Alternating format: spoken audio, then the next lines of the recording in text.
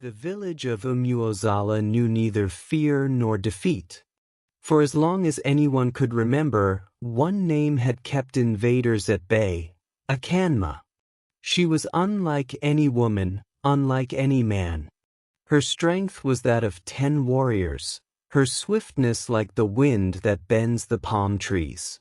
She had fought in wars, slain bandits, and stood as the shield of her people. Legends surrounded her.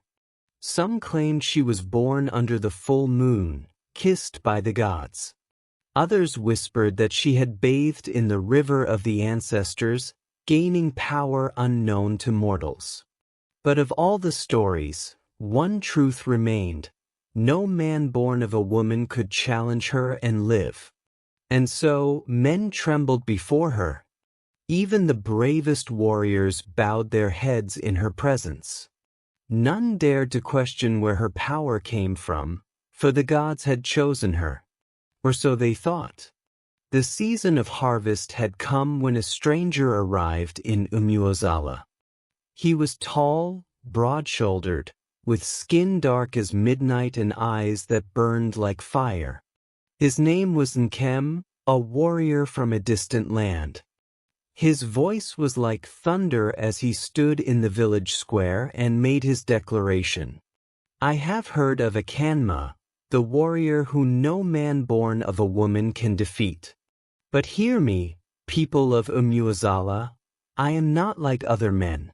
I was never born.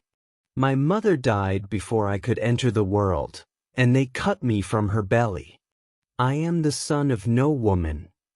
Gasps rippled through the crowd. The prophecy was being tested. Akanma stepped forward, her dark eyes fixed on him. "Then let us see if fate favors you." The challenge was accepted. The duel was set. At sunrise, the drums of the ancestors roared through the village. The people gathered in the great field, forming a circle around the 2 warriors. Akanma stood tall, her body carved with the scars of battles past. In her hand she held her blade, the sword that had never failed her. Them, dressed in leopard skin, wielded a blade of black iron, a weapon rumored to have been forged in the depths of the earth. The duel began. Nkhem struck first, fast, precise. But Akanma was faster. She dodged, countered, forcing him back. The crowd cheered, for they had never seen anyone match her in battle. But as the fight raged on, something strange happened. Akanma felt her strength wane. For the first time, her strikes felt slower. Her breath came quicker. Her limbs grew heavy. Nkhem's blade sliced her shoulder. Blood dripped onto the earth. The village gasped.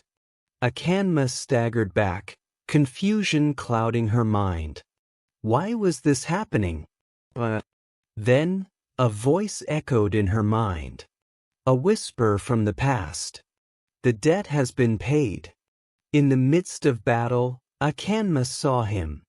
A man dressed in white, standing at the edge of the forest.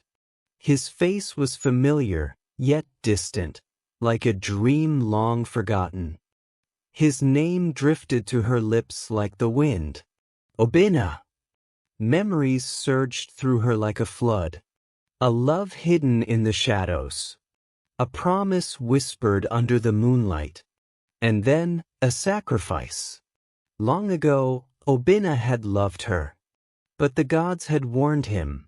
Akanma was destined for greatness, but only at a cost.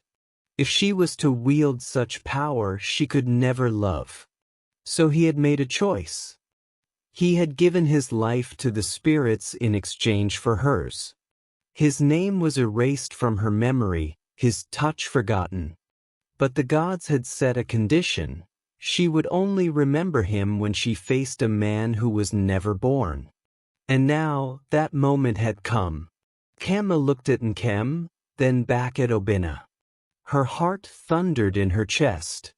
She had spent her life fighting. But for what? To be feared? To be legend?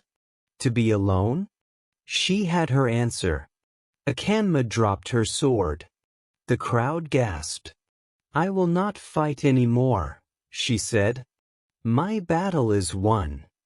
Nkem frowned, but he saw the truth in her eyes. This was not surrender. This was victory. Then, without another word, Akanma turned and ran, to Obina, to the man who had waited beyond life itself.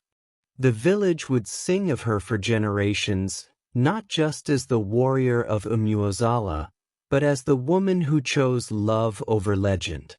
And so, the tale of Akanma the Unconquerable became the story of Akanma the Beloved.